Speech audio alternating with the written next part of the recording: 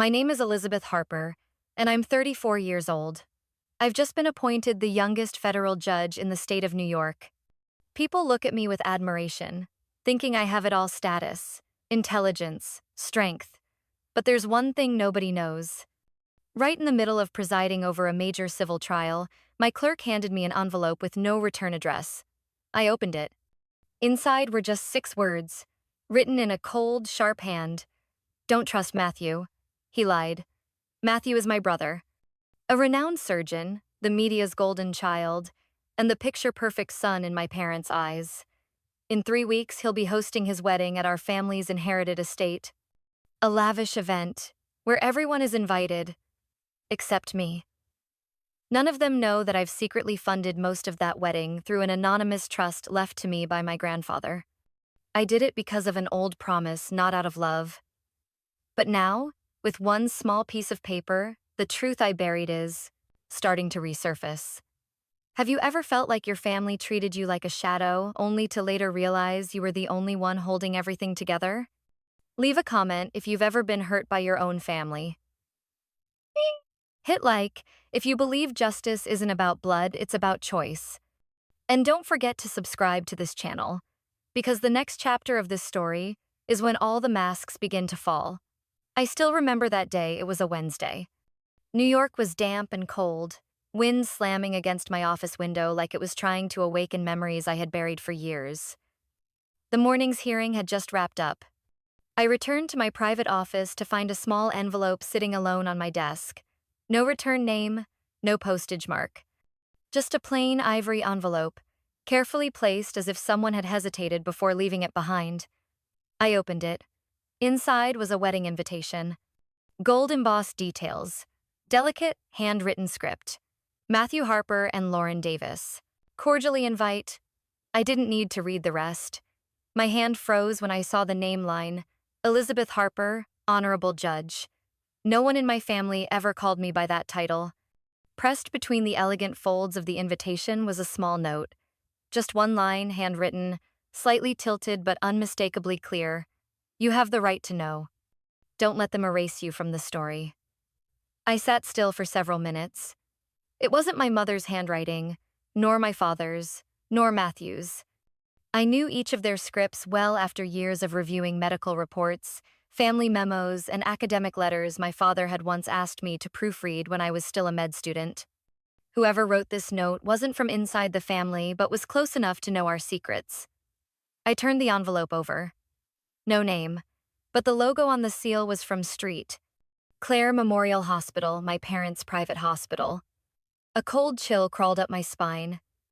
That afternoon, I called Maya my best friend and a former senior nurse in the cardiology unit at Street Clare before she moved to Brooklyn. Her voice came through after 2 rings. "What's going on? You sound like you're about to draft a warrant." I couldn't laugh. I just received Matthew's wedding invite from an anonymous source. There was a note inside saying I have the right to know. Maya paused for a few seconds, then exhaled. "I figured you'd get it eventually." I snapped my head up. "It was you?" "No, but whoever sent it, definitely someone from the hospital." Maya hesitated. "I think it was Ellie, that intern from last year. She saw what happened, back then." That last phrase hit like a needle straight to my brain. Back then. Those 2 words had been my way of avoiding the truth for nearly a decade. Back then was when I was a 3rd-year med student, interning at my family's hospital. Back then was when I was assigned to monitor a post-op patient, a man in his early 50s who didn't survive due to a septic complication. I'd written in my report that there had been a sterilization failure during the initial procedure, that the wound was overlooked and not properly followed up. But when the internal investigation happened, all blame fell on me, the inexperienced student, who failed to observe protocol, who lacked evidence. My father said nothing. Matthew, already a resident by then, said nothing. I was told to withdraw from the honors residency program. When I resisted, my mother simply said, "Elizabeth, don't make things worse. You know what your father's protecting." That was the day I packed my bags and left home. No goodbye, no embrace. I chose law. I studied at night, worked during the day, lived in a cramped apartment in Queens, climbing step by step, case by case, sleepless nights reviewing files, enduring the patronizing stares of seasoned attorneys. I rebuilt my life, brick by brick. On the rubble, they left me. And now, I hold the gavel. While they still live in a world shielded by reputation and lies, I took a deep breath, folded the invitation, and slid it into a drawer. Then I stood up, walking toward the window, staring down at the river of people below. Lauren Davis. I'd never met her in person, only seen her in a medical journal photo Matthew once sent. A beautiful woman, blonde hair, calm expression. Maybe she didn't know anything about what happened between me and my family. Maybe, like most others, she only knew the version of the truth they chose to share. That evening, just as the lights in my apartment blinked on, my phone vibrated. A text message with no name. He let a patient die, and never answered for it. Maybe it's time Lauren knew. I stared at the screen. Part of me wanted to throw the phone across the room, pretend I hadn't read it, but I couldn't. I unlocked my phone and messaged Maya. "Do you still have Mr. Patterson's old file?" She replied with one word, "Yes." I typed back, "Send it to me. Let's meet tomorrow." I knew I was stepping into a darkness I might not be able to come back from. But if I didn't step forward, I'd always be left outside the gates of truth. I wasn't that trembling student anymore. I write the law. I guard justice. The next morning, I met Maya at a small cafe near Midtown, the kind we used to haunt as students. The air was crisp, but my body felt hot, like every cell was pulsing with the memories I'd kept locked away. Maya sat at the corner table, leather bag beside her, holding a steaming latte. She looked up as I walked in, her eyes more serious than usual. I sat across without saying much. We didn't need to. For two people who had weathered overnight ER shifts and law paper deadlines side by side, words felt unnecessary. "You sure you want to look at this file?" Maya placed a thick, sealed envelope in front of me. "I've kept it in my private safe for 6 years." I didn't say a word. I simply reached out and took it. Inside was the full copy of the medical file for a patient named Richard Patterson, the man who didn't survive his operation due to post-surgical complications. His death didn't just end a life, it ended the last thread connecting me to my family. I remember it clearly. That day, I was assigned to monitor Mr. Patterson's recovery. I noticed signs of infection at the incision site as early as the second day. I documented everything, but my notes were wiped from the system. I went down to the records room, printed the earlier version to prove my point. But when I brought the file into the meeting room to raise my concern, my father stood up in front of the entire executive board and declared, "This young woman is overstepping her authority, drawing conclusions without first consulting the attending physician. She is neither qualified nor authorized to evaluate the treatment protocol." I went numb. I turned to Matthew. He didn't look at me. His eyes stayed fixed on the glass of water in front of him, as if nothing happening in that room involved him at all. But I knew better. He was the one who had requested to shorten the post-op monitoring so the patient could be moved to recovery sooner because the operating room was needed for a VIP surgery the next day. A resident surgeon had no authority to make that call, but my father had approved it without question because he trusted his only son above anyone else. When I objected, when I threatened to file a report with the medical board, my father slammed the office door shut and pointed a finger in my face. "You're trying to destroy this family because you're jealous of your brother?" I was speechless. I had never imagined the man I admired growing up would see me as a threat just because I refused to stay silent. My mother just cried. She didn't take sides. She didn't speak up. She held her forehead and kept repeating the same thing. "Elizabeth, you don't understand. Don't ruin our family's reputation." I understood, all too well. That night, I packed my things. No one stopped me. No one said goodbye. I left the house I grew up in like a stranger. I rented a damp little room in Brooklyn, worked part-time at a bookstore during the day, waited tables at night. Every dollar I made went into a savings jar for law school. I had no backing. No one wrote me recommendations. No one vouched for me at scholarship interviews. But I had the truth. And I had a quiet, searing rage that never burned out. Maya was the only one who never left me. Even though she stayed at my family's hospital a little longer, she slipped me documents each week, evidence to defend myself. Original reports, scans from the system before they were altered. We both knew no one would believe a nameless med student going up against one of the most elite medical families in New York. But I kept every piece, not to sue, but to remember, to make sure that one day I wouldn't doubt myself. Elizabeth. Maya's voice pulled me back. What are you going to do with this file? I clutched the pages in my hand. I don't know yet. But do you remember what my father said that day? What did he say? If you leave medicine, you'll no longer be part of this family. I looked up at Maya. Well, maybe now that his daughter has become a federal judge, this family should remember exactly who they chose to lose. Maya didn't say anything. Her face showed nothing but sorrow. I always believed you, Liz. Even when everyone called you a liar. I gave a faint smile. They needed someone to blame. And a young woman who refused to bow to lies is always the easiest target. I left the cafe with the envelope tucked tightly in my bag. That night, I opened it again when I got home. The first page was the edited report with a clumsy forged version of my signature that looked like someone had tried too hard to copy it. The next page was the original, the one Maya helped me keep bearing my real signature, a clear timestamp, and the unaltered metadata from the hospital system. Side by side, they were undeniable proof of falsified records. But I didn't need it to press charges. I had already won in the one place they never expected me to. I had built a life without them. And now, as a wedding invitation arrived from the very place that had erased me from its lineage, I couldn't help but find it bitterly ironic. They used to call me the destroyer, the little sister who didn't understand. But now, they stand on a foundation built from the very silence they forced me to swallow. The only difference is, I stopped being silent a long time ago.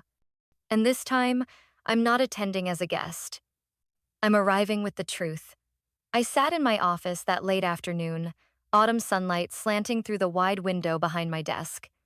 The tea in my cup had gone cold, but I didn't notice. On the computer screen, the case file for Hartman Properties remained open, the plaintiff's name bold on the first page, Lauren Davis.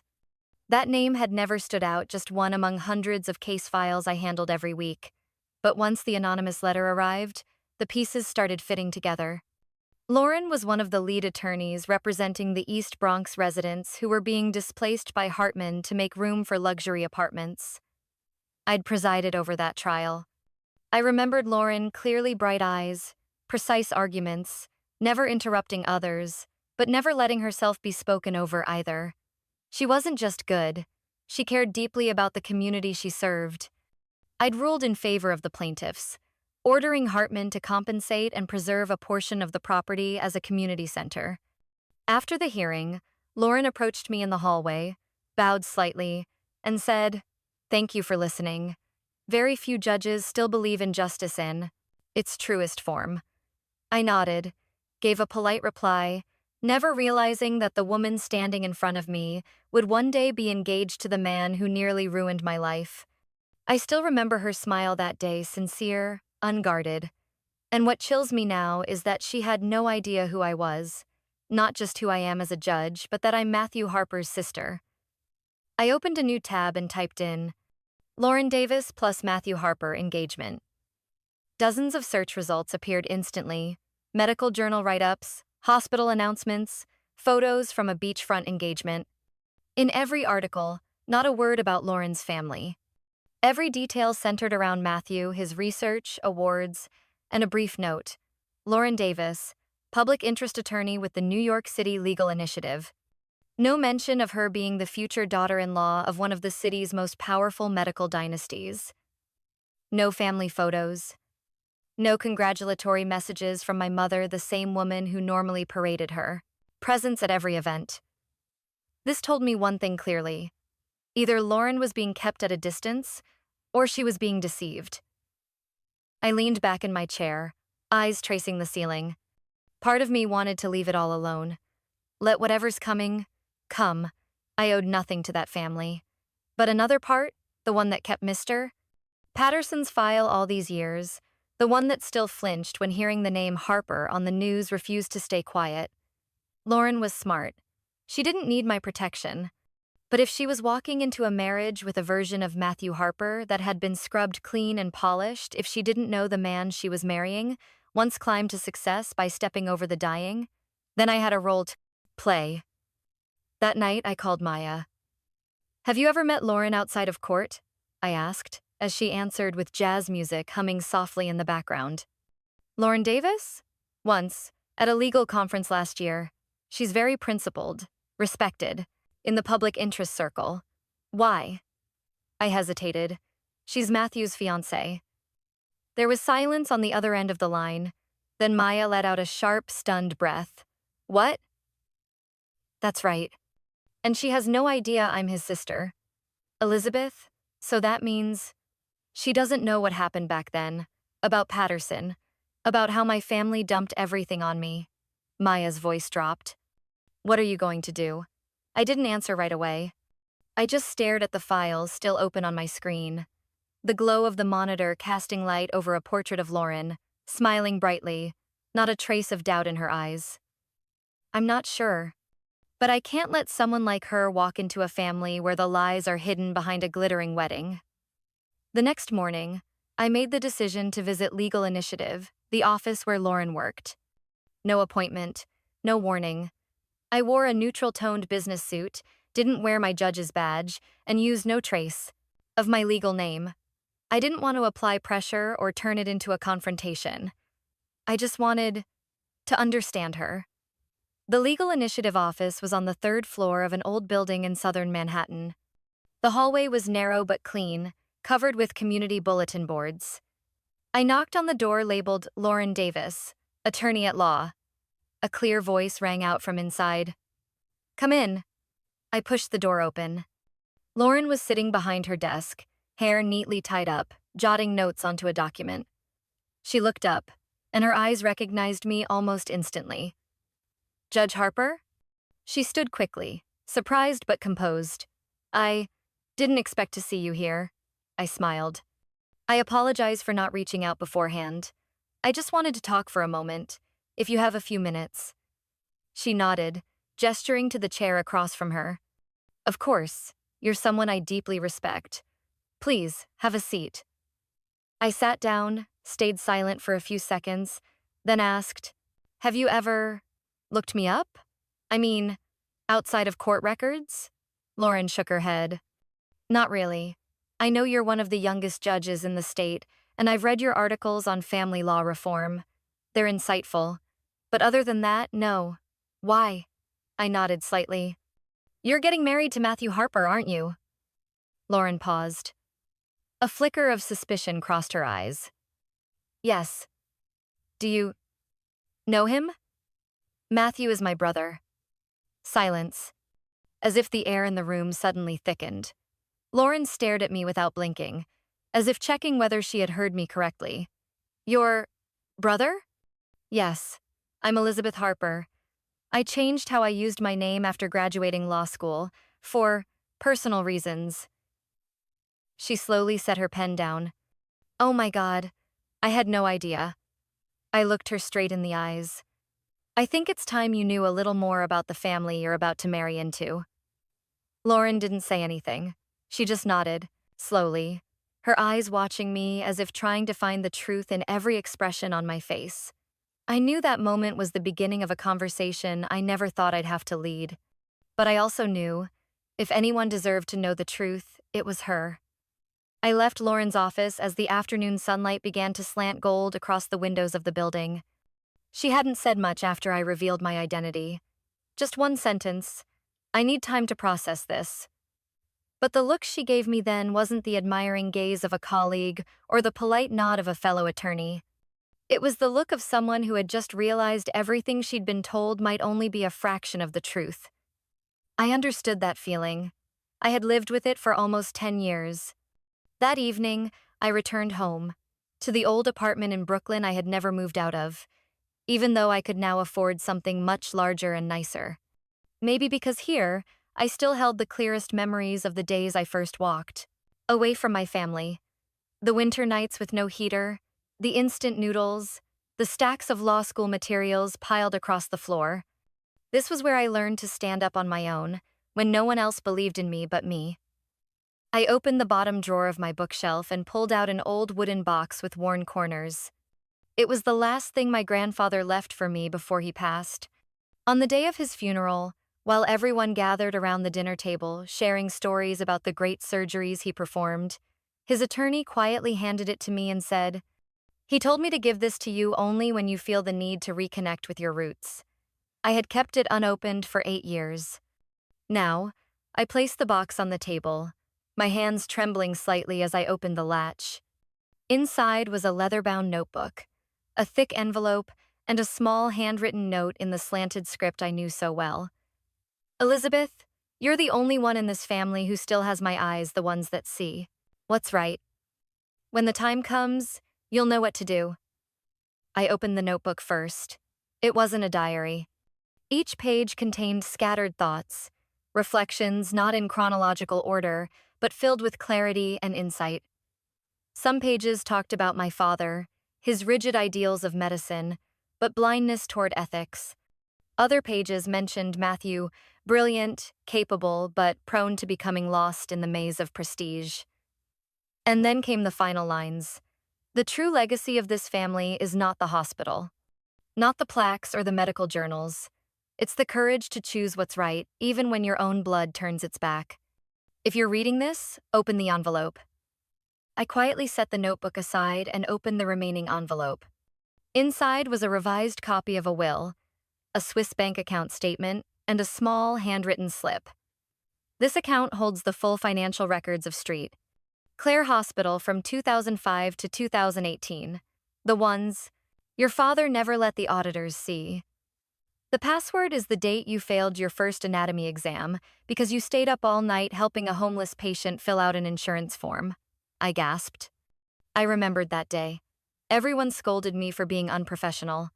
But Grandpa brought me a bowl of hot soup, sat next to me, and said, "Never let anyone make you believe that kindness is a weakness." I opened my laptop, navigated to the financial system listed on the paper, entered the password. The interface loaded with hundreds of categorized records, marked by year, expense reports, internal fund transfers, and a separate list labeled Special Payments. Recipient name, Matthew Harper. Description, off insurance payout, internal settlement, not disclosed in public reports. Amount, $250,000. I clicked the attached note. A detailed entry appeared. Settlement cost for R. Patterson case. Processed through intermediary law firm. Untraceable.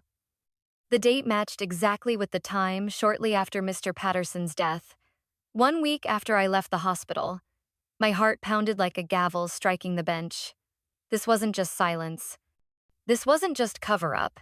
They had used money, hospital money, to bury everything and to protect Matthew's career, and they left me to bear the consequences. I kept flipping through the files. There were 3 more cases within 5 years. The amounts ranged from tens of thousands to several $100,000, all described with the same phrases.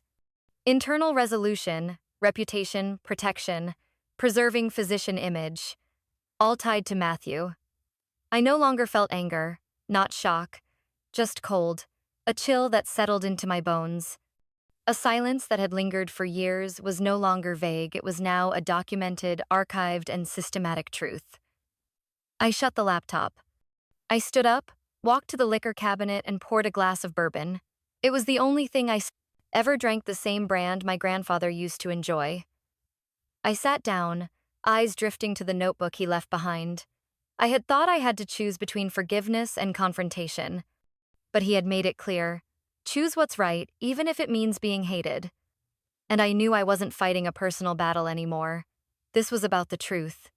About others who may have also been pushed out of the light like I was. The nameless patients, the hidden payments, the mistakes buried beneath the title of doctor. I gripped the glass firmly. My hands no longer trembled. Now I had everything, and I knew what to do.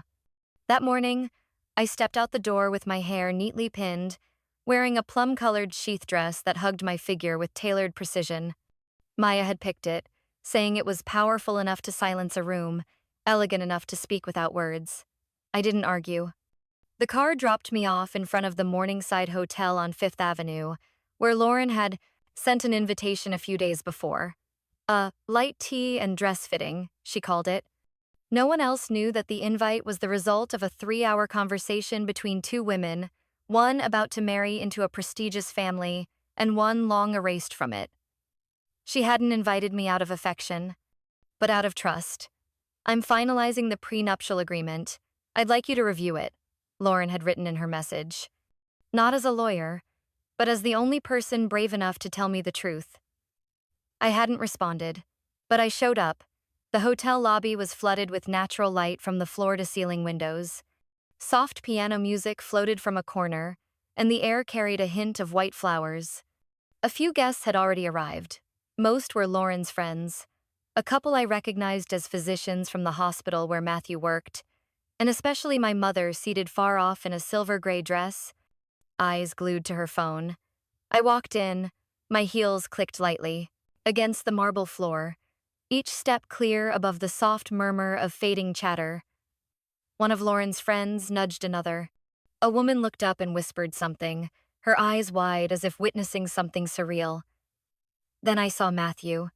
He was standing beside Lauren, leaning in like he was asking her something, looking just as polished as he always did in public.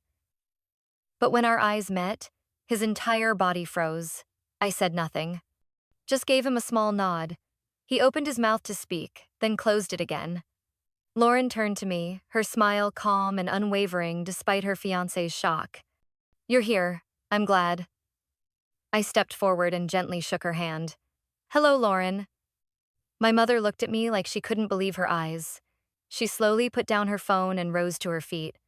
I could hear whispers from the cousins and old family friends, the same ones who sided with Matthew the night I left home now, staring at me like I had just walked out of a courtroom. Elizabeth, my mother said, her voice hoarse. You actually came? I turned to her, offering a polite smile. Hello, Mother. It's a special occasion, isn't it? The room felt like it had turned to stone. Lauren hesitated, looking between me and Matthew, then motioned to the attendant. Please bring the contract. I sat down at the long white-draped table, pulled out a chair without waiting for permission. A stack of documents was placed in front of me. I flipped through the first few pages. Standard terms, division of assets, real estate, ownership of shares in the private hospital. But on page 12, I stopped. Clause 6.1. Assets and income generated from the professional activities of Party A, Matthew Harper, both prior to and following the marriage, shall be considered separate property and not subject to community property laws. I looked at Lauren. Did you read this part carefully? She nodded. Yes, I thought it was standard. I gently set the contract down.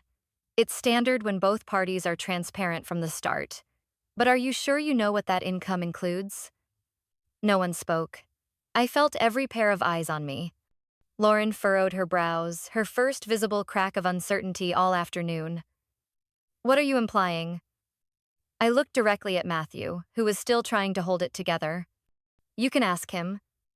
About the income in 2017, the settlement paid quietly in connection to the death of Mr. Richard Patterson. Lauren turned sharply. What? Matthew clenched his fists.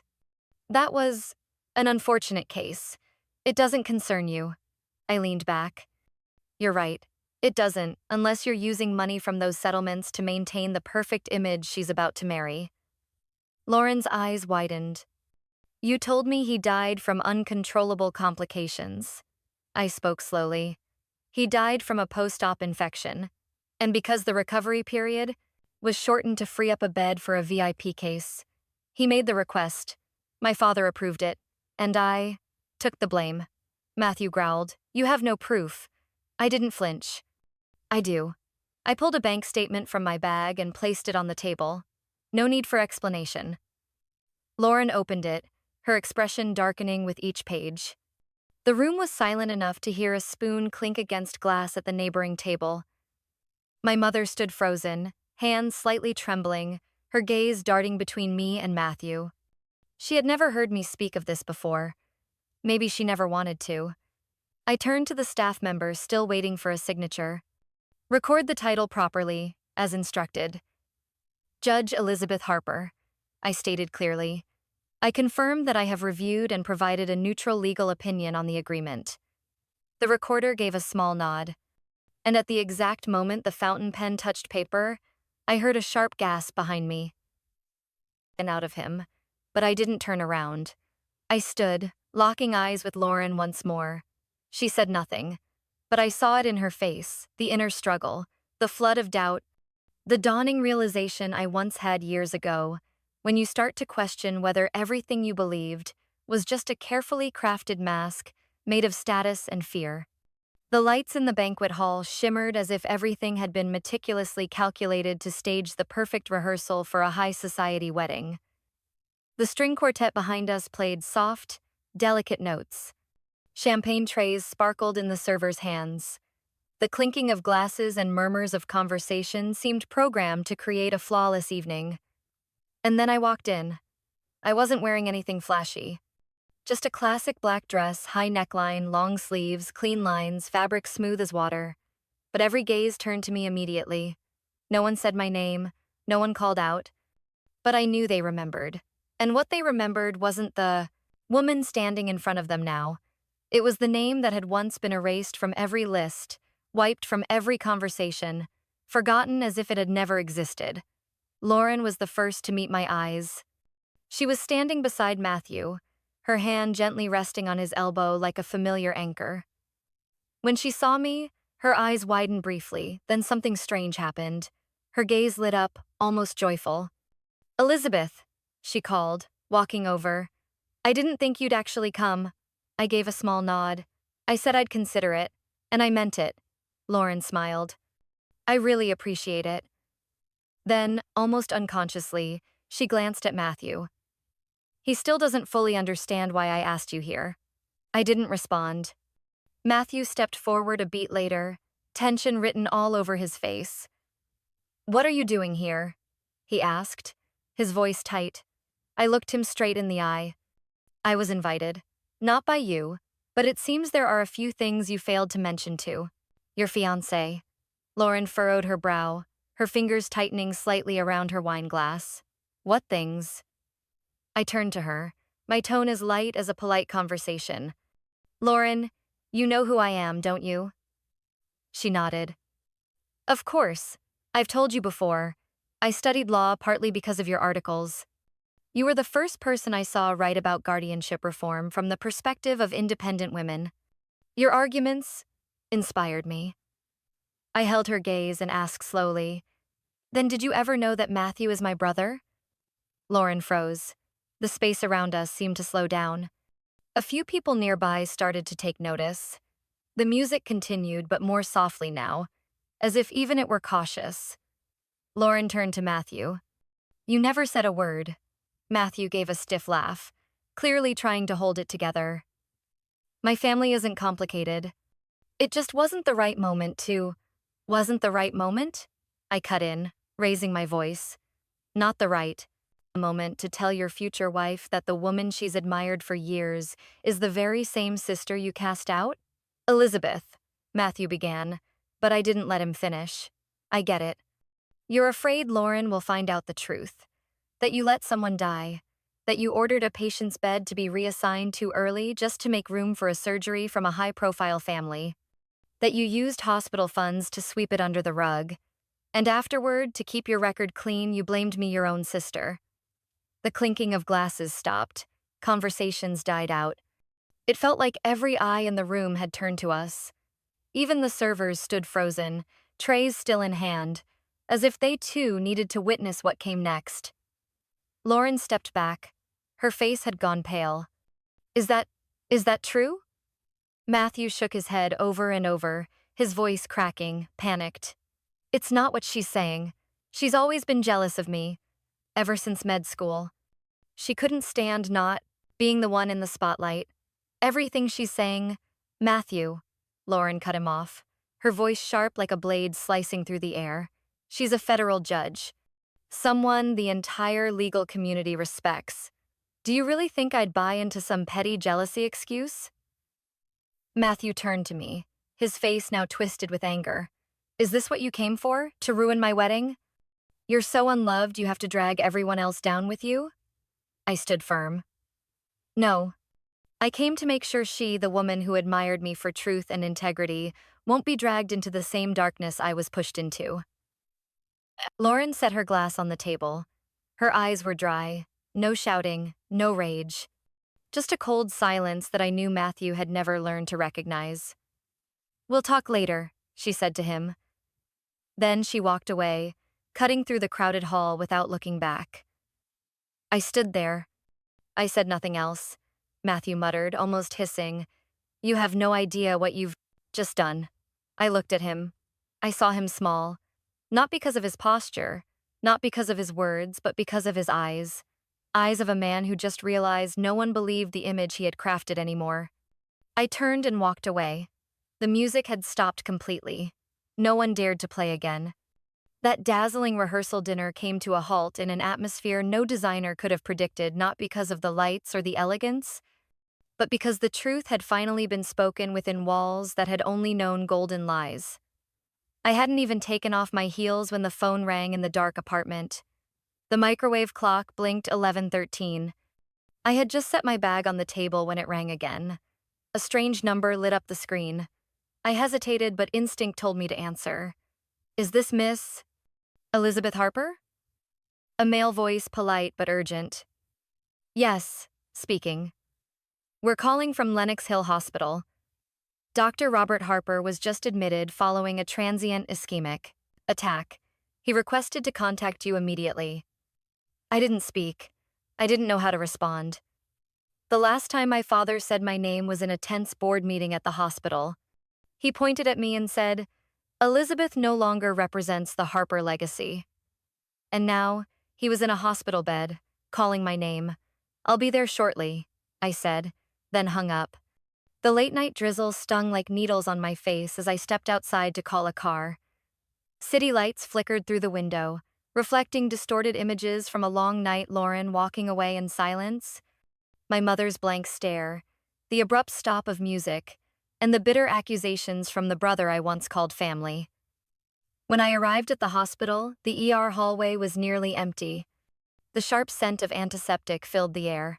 A nurse led me down a row of dimly lit rooms. I saw my mother sitting on a bench, her hands tightly clasped. The fluorescent lights made her skin look as pale as paper. She looked up, and when she saw me, but didn't stand. He's waiting for you, she said softly. Only asked for you. I stepped through the emergency room door. My father lay on the hospital bed, one arm hooked to an IV, the blood pressure monitor beeping steadily. His face was paler than usual, but his eyes held the same sharp clarity I used to fear as a child. He looked at me like he had been waiting a long time. I said nothing. He raised his hand slowly, with effort, like someone who didn't have many chances left to do things on his own. Elizabeth, he said, his voice raspy, as though every syllable was pulled from deep in his chest. Come closer. I stepped forward and stood beside the bed. He touched my hand. His was dry, slightly cold, but the way he gripped it carried something oddly familiar, a trace of an old memory I had long locked away. The last time he held my hand was when I was 12, the day I won the statewide academic award. He pulled me to stand next to Matthew for a photo. He'd said, "You two are the pride of this family." But only one of us was ever mentioned again after that. Now, he looked at me. The authority in his eyes was gone, replaced by fatigue. I know you were right, he whispered. Back then, with Patterson, all of it, I knew. But I stayed silent. I chose reputation over justice. I didn't pull my hand away.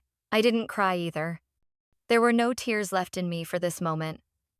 I had survived winters without family, court victories without congratulations, graduations with no one cheering. I'd learned how not to expect.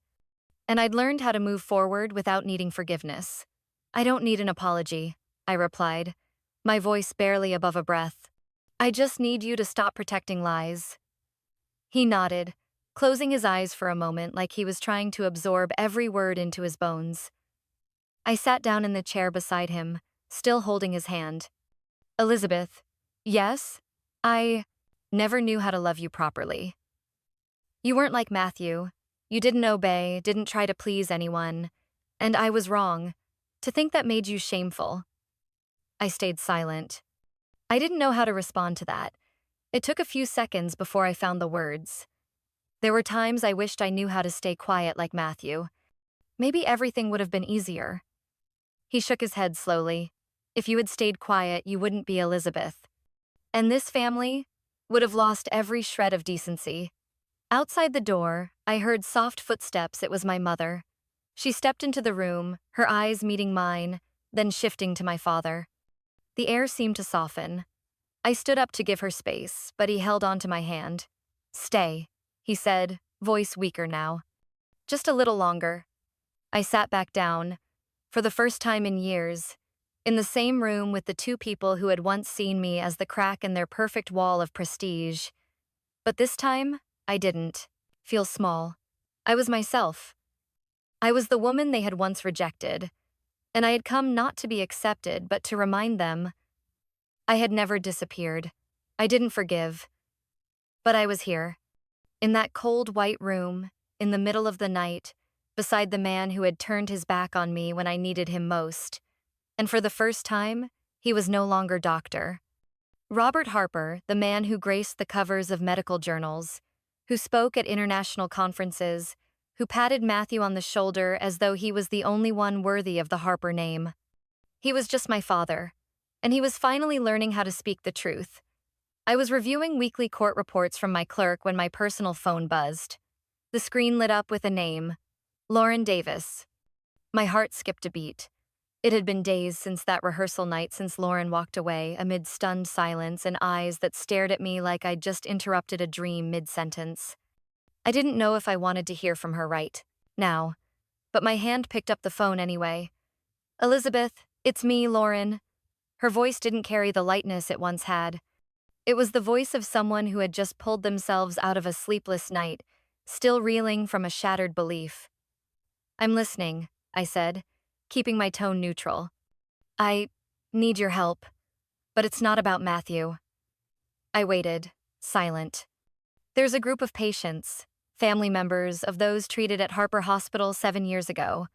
They just filed a class action lawsuit. I'm their legal representative. I went still. Why you? I asked. I was once a victim. In a property dispute, I almost lost my house because of a documentation error. A doctor from Harper signed off on a report claiming my grandmother was mentally unfit to block a land sale. I didn't know the connection at the time, but I never forgot the feeling of being made invisible. She took a deep breath. I used to admire you, and when I found out you were Matthew's sister, it all made sense. Why you fought so fiercely. You understand what it's like to be crushed by a system you once believed in. I leaned back in my chair, eyes drifting toward the framed photo on the wall, me standing with a team of attorneys after a major victory for justice. I used to think justice was cold and impartial, but now it was knocking on my own door in its own way. I can't take the case, I said. Conflict of interest. I have direct ties to the accused. I know, but you could advise from the outside. I need someone who understands the system from within, and I believe you're the only one who won't bow down. That afternoon, while I was still weighing Lauren's request, Matthew showed up. No warning. No call. He stood at my front door, shirt wrinkled, tie undone, looking nothing like the polished doctor the world knew. I didn't invite him in, but he walked straight past me as if boundaries no longer applied. You have to stop this, Matthew said. You know those claims only show part of the picture. With Patterson, you're still angry at Dad, so now you want revenge, right? I clenched my fists. You think this is about me being angry? Elizabeth, if this lawsuit moves forward, Harper Hospital will collapse. Do you know how many people depend on it? Over 1,000 employees. An entire community relying on our healthcare system. I let out a cold laugh. Our system? When did I ever count as part of our anything, Matthew? He looked at me. Silent. 1 second. 2. We're family. No matter what. If you don't help, everyone loses. I turned my back to him. Have you ever thought about everyone your hospital has already cost? The ones who didn't get back up, who lost their chance at life because of a forged signature, a fake result, a decision made for profit over people? Matthew stepped closer. I'm sorry I made you carry it alone back then, but things are different now. I've changed. I faced him again, eyes locked on his. It's not about whether you've changed. It's about whether you're finally willing to let the truth come out. He said nothing, just stood there, eyes pleading, but deep down, I knew Matthew still didn't understand. To him, justice was still a negotiation. That night, I sat in my office beside a copy of the case file Lauren had sent over. Every name, every medical report, every complaint dismissed for lack of grounds. Each page felt like a blade reopening old wounds, but also like a reminder. I was no longer alone. I couldn't sit on the bench for this trial. But that didn't mean I couldn't act. Not for revenge. But to restore something my family once treated with disregard truth. I called Lauren back. I agree. But under one condition. Name it. I'll be the one to build the rebuttal strategy and advise the entire process. But not for name recognition. Not for prestige. I'll do it so every testimony in that courtroom won't be distorted by power. Lauren was silent for a few seconds, then replied, That's all we hoped for. I looked out the window. The city lights shimmered. Below was the street I used to wander on winter nights, after leaving home with nothing but a suitcase and my scholarship documents. The circle was closing.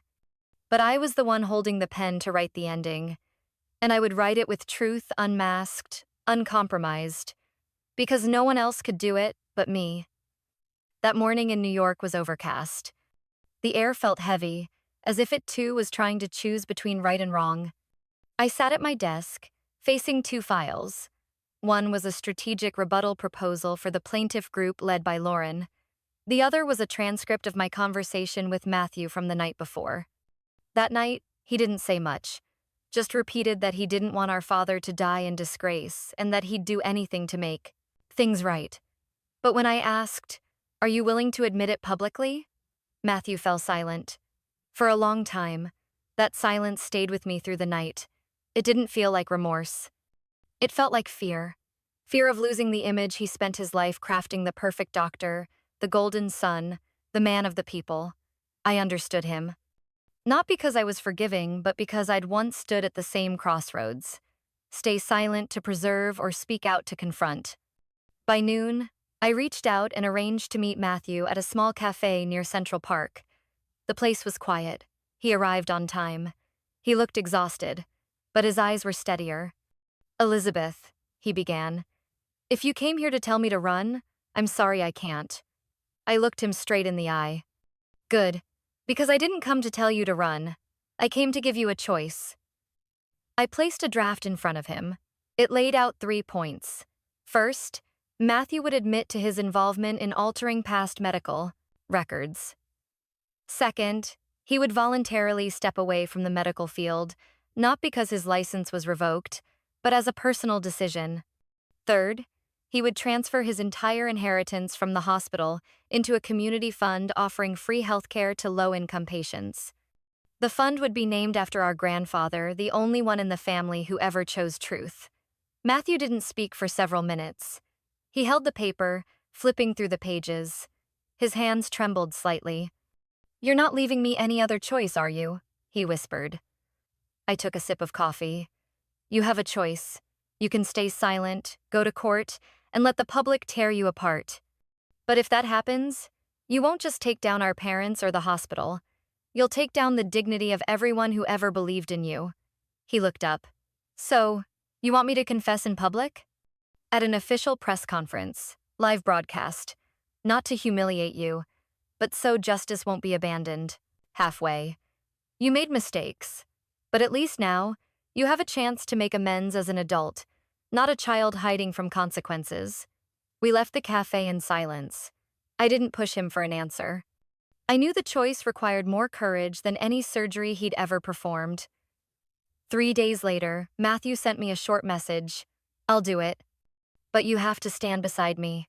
I arrived at the city's press center that afternoon, where the conference was scheduled. Outside, rows of news vans lined the street. Reporters packed the entrance, cameras glowing like a Broadway stage. No one knew exactly what the press conference was, for they only knew Dr. Matthew Harper had something to reveal. As we walked onto the stage, I followed one step behind him. I didn't speak. I just stood there, like a shadow reminding everyone that truth is never alone. Matthew stepped up to the microphone. His face was pale, but his voice steady. I'm Dr. Matthew Harper. Today, I'm not here as a medical expert or the son of a prominent medical family. I'm here to take responsibility for mistakes I've made. The entire room held its breath. Years ago, during a treatment that went tragically wrong, instead of reporting honestly as required, I let fear cloud my judgment. My family handled the aftermath by placing blame on someone else that someone was my sister. A few camera shutters clicked. Some journalists began scribbling notes. I saw Lauren in the back row, her face no longer angry, just quietly compassionate. I'm not saying this for forgiveness, Matthew continued, but because I've reached the limit of living a lie.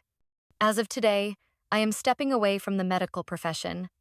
I will also transfer my entire inheritance into a community fund, the Henry Harper Fund, dedicated to providing free healthcare to those who can't afford it.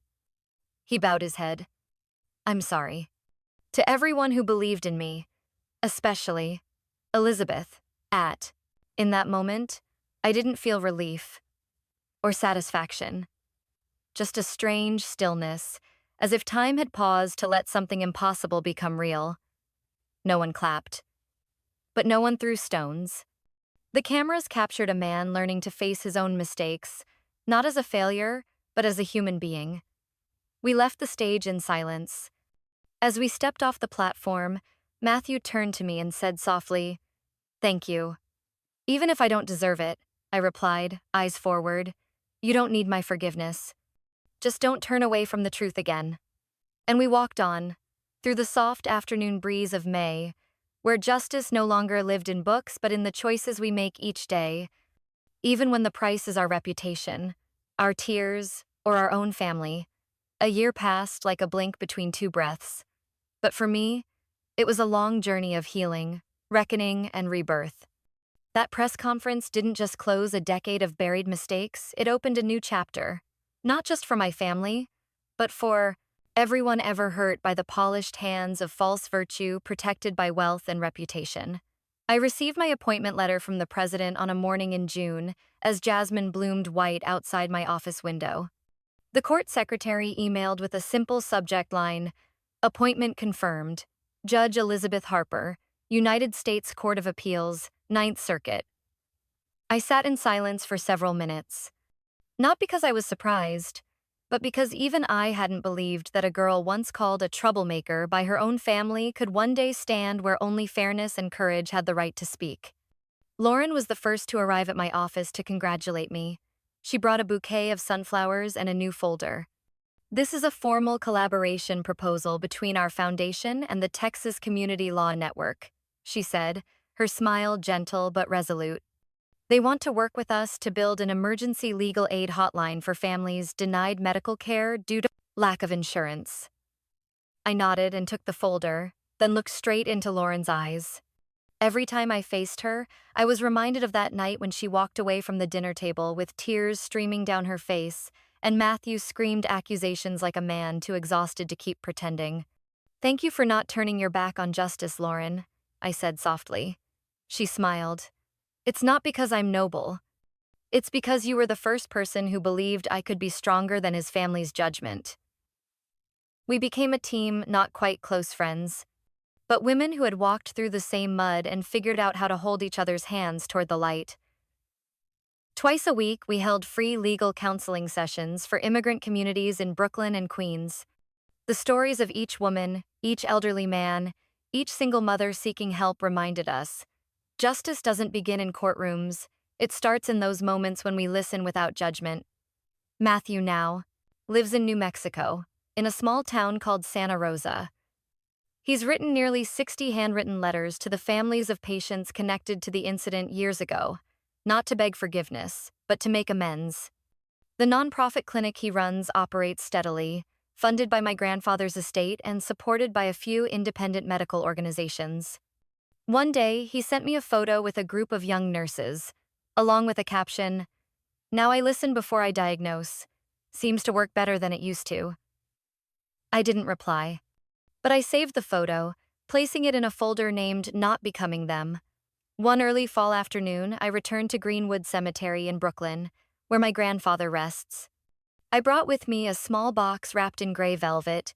Inside was the first button from my judicial robe, the one that popped off on swearing-in day because I pulled the zipper too hard in the waiting room.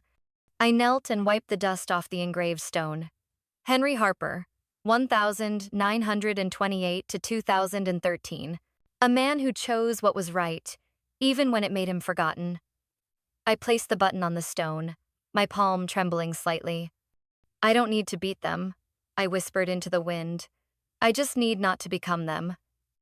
No one answered, but I could feel his warmth as if he were standing behind me, resting his hand on my shoulder, not saying a word, just nodding. I stood up and walked back to the car. In the sky above, golden sunlight filtered through maple leaves turning red. Nothing feels more radiant than the moment you know you're on the right path, even if that road was once clouded by mistakes and silence. As I sat behind the wheel, I suddenly remembered something my grandfather once told me when I was little, on a summer night when we sat on the rooftop watching the stars. "Eliza, justice isn't the sound of a gavel in a courtroom. It's the soft sigh of someone who's finally been seen as innocent after years of being called guilty." And I smiled. I'll keep listening, keep breathing deep, keep walking toward the truth no matter how long someone's tried to bury it. Because the legacy my grandfather left me isn't money, or hospitals, or fame. It's the courage not to stay silent when what's right is being smothered by what's easy. And the ability to forgive, not to erase the past, but to give myself a path forward. What about you? What would you do if one day, the people who once turned their backs on you stood before you no longer proud, no longer shining with status, but simply human, with their mistakes and hope for forgiveness? Would you turn away, stay silent, or speak so you could finally close a painful chapter? I chose not to become them, but I also didn't live to get revenge. I lived to remind myself that truth, no matter how long it's hidden, will always rise, if someone is willing to be its keeper. And what about you? If you were in this story, would you choose justice or family? Share your thoughts below. I truly want to hear them. Every story is a mirror, sometimes reflecting wounds, but also helping us see the path we need to walk. And if you're drawn to real-life journeys where people clash, forgive, and sometimes rise from the very wounds inflicted by their own families, don't forget to follow this channel. So many stories are waiting for you. Stories not just to hear, but to feel, to reflect on, and to carry with you as you move forward stronger.